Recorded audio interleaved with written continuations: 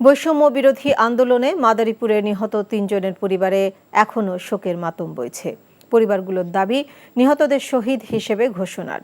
শিক্ষার্থী ও এলাকাবাসী নিহতদের নামে লেক সড়কের নামকরণ করলেও আন্দোলনকারীদের দাবি রাষ্ট্রীয় স্বীকৃতির।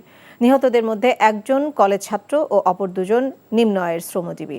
পরিবারগুলোর উপার্জনক্ষম সদস্যদের হারিয়ে পড়েছে আর্থিক কষ্টে। মাদারীপুর প্রতিনিধি এম.আর. মর্তুজার পাঠানো রিপোর্ট। বৈষম্য বিরোধী ছাত্র জনতার আন্দোলনের শুরু থেকেই রাজপথে সক্রিয় ছিলেন মাদারীপুরের শিক্ষার্থীরা। দফায় দফায় চালানো হয় হামলা, ঘটে সংঘর্ষ। আন্দোলনের ব্যাপকতা বাড়ে 18 জুলাই।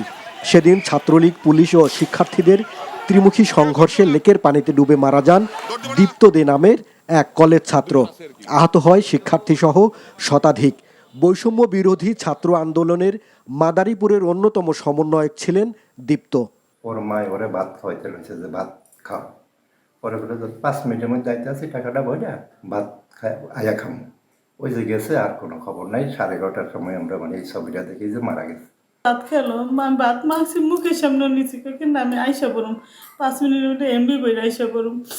এমবি বড়ার নাম গেছে, তা 5 মিনিটে আইসা পড়বে সেটাও বলছে। এরপর আর কিছুই জানি না, পরে ছবি দেখা।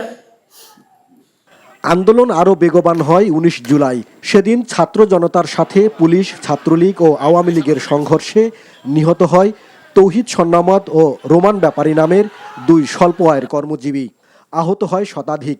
উপার্জনক্ষম ব্যক্তিকে হারিয়ে রোমান ও তৌহিদের পরিবারে নেমে এসেছে ঘোর অমানিসা।